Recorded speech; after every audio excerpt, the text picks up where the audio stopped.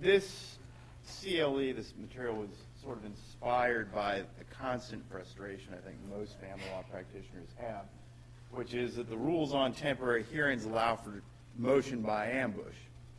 And there was talk earlier this year of changing rules on temporary hearings, and I think it would have caused more problems than it resolved. One of the things that had me very scared was the idea that you had to file your responsive affidavits, I think 2 or 3 days before the hearing. I'm thinking, what if someone wants to retain me 2 or 3 days before the hearing? So I'm glad they didn't pass it, but it still leaves us open to motion by ambush. So these are ways I've used, and every one of the 4 ways I'm going to mention is something I've used at least once or twice successfully, many times more often than that, that can reduce the sort of motion by ambush where you get surprised at a temporary hearing or at a family court hearing by allegations that you just never had any ability to respond to because you didn't know what the allegations are. First way is a request to make the pleadings more definite and certain. And what I mean by that is your client gets served with a complaint, and the complaint says your client is committing adultery or physically cruel, but it gives no more allegation than that.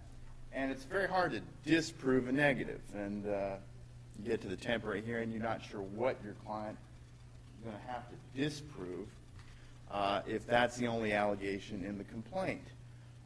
And many a time early in my career before I came upon this, be some allegation that my client's committed adultery, and I'd say, well, who do you think your wife's going to say you're committing adultery with? And he'd say, Jane Doe. So we'd go get evidence that he wasn't having sex with that woman.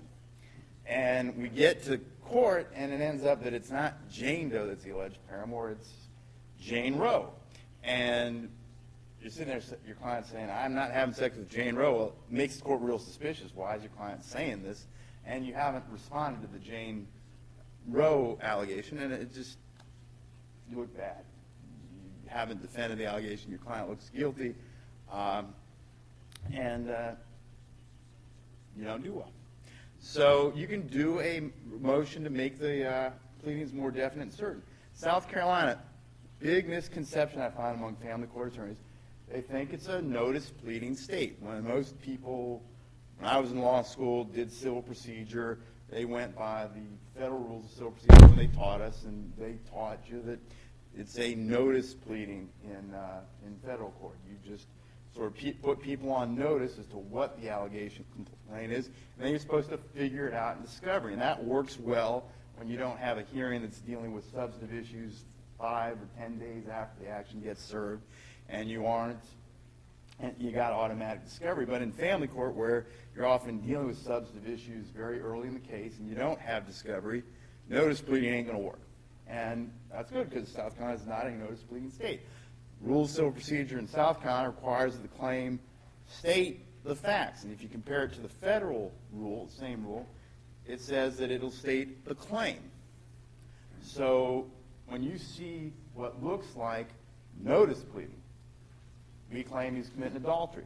Well, that's not fact pleading. That's notice pleading, and you've got a right to file a motion to make more definite and certain. You're definitely going to want to get that hearing set on an expedited basis because you want that hearing on your motion to make more definite and certain before the temporary hearing so that your client has a chance to see an amended complaint that puts him on, states the facts he's going to be having to defend at the temporary hearing. Now, first thing I would generally do is pick up the phone and call opposing counsel and see if they'll give you a more definitive, more facts so you can prepare a defense. But if they won't, file a motion. Make sure you get your client affidavit. You're going to need it both to get the expedited hearing and, as I'll point out later, to comply with the rules regarding motions. Make sure that the affidavit explains how the pleading is deficient, why your client can't defend the allegations without a more detailed pleading, and when they need a more detailed pleading by so they can adequately defend it for the temporary hearing. So that is the first thing you can do. And a motion to make more definite and certain, went too far.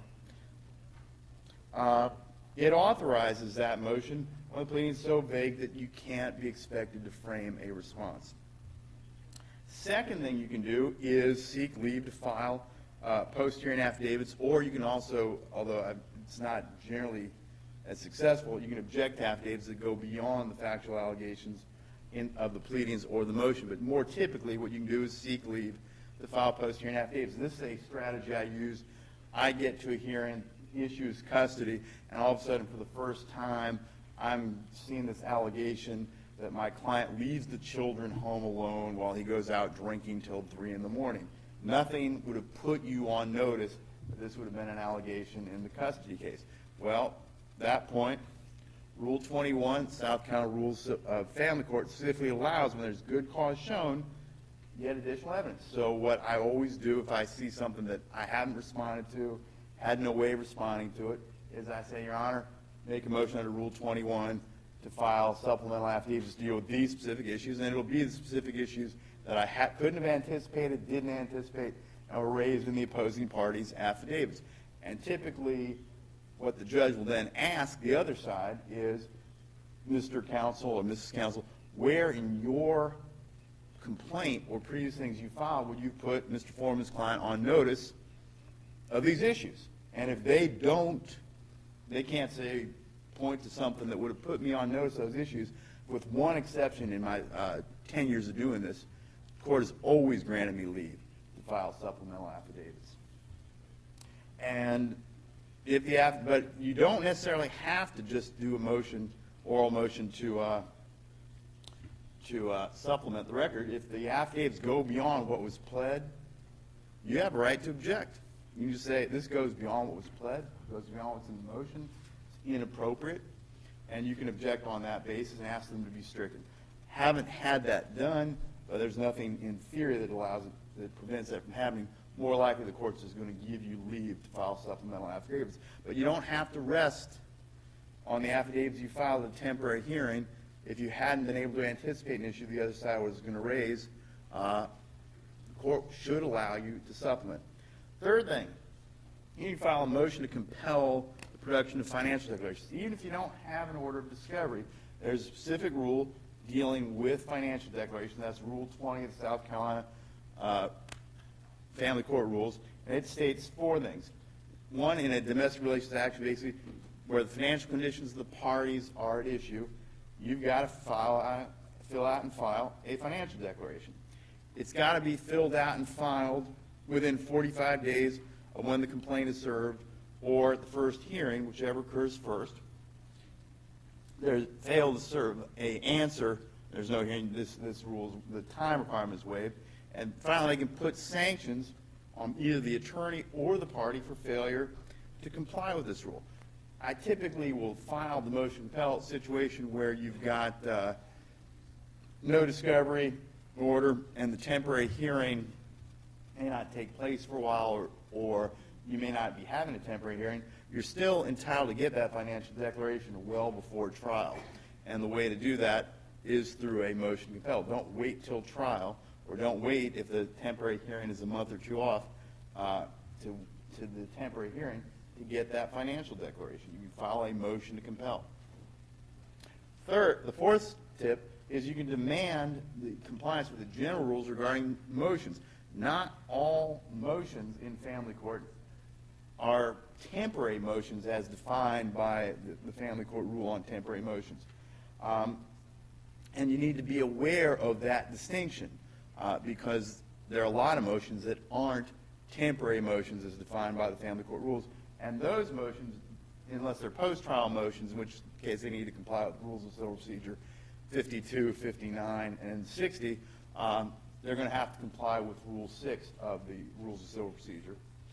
And one big difference between motions for temporary relief and other motions is that family court motions, you can have them heard 5 business days after service, whereas regular motions, you're entitled to 10 days notice of the hearing. That additional notice is generally very helpful.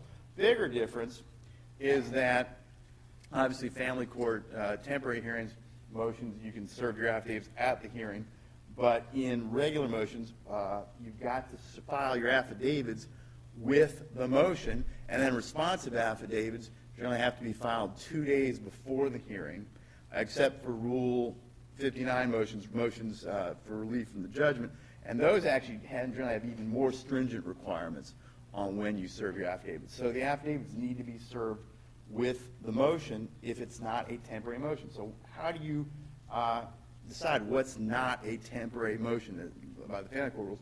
Well, first of all, motions to dismiss under Rule 12. Clearly not temporary motions. You need to file your affidavit with it. You need to get 10 days notice.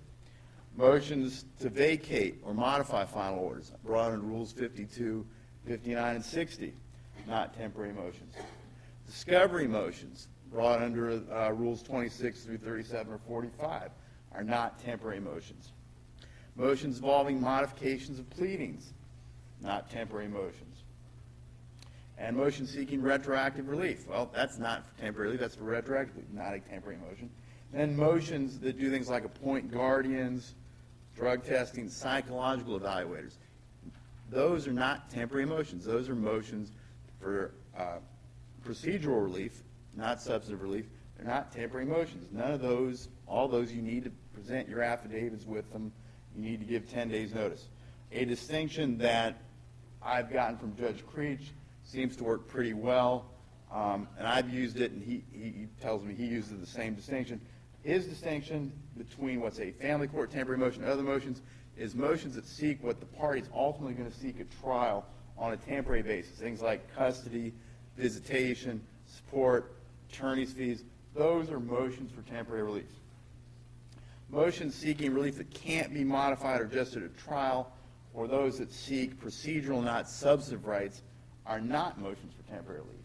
And if you get a motion that's not a motion for temporary relief, or the other side simply treats it as a motion for temporary relief, they file it, they don't give you 10 days notice, they don't serve their affidavits with the motion, you have every right to object. And I've often objected, told the other side that before the hearing that it's not proper. They don't modify and comply with the rules. Get to court, they're presenting their affidavits, and I object to them presenting their affidavits. And the courts have almost uniformly not allowed affidavits in. They have no support for their motion's denied. So if you need to be real careful, if you're filing something, treating it as a temporary motion, it's not a temporary motion, you may get your motion denied on that basis. And if you have the other side filing something that they are treating procedurally as a temporary motion and it's not, you've got the right to demand compliance with the procedural protections of a regular motion, but you've got to, again, demand it. If you don't let the court know, they're going to treat it as a temporary motion. And that's my hot tip.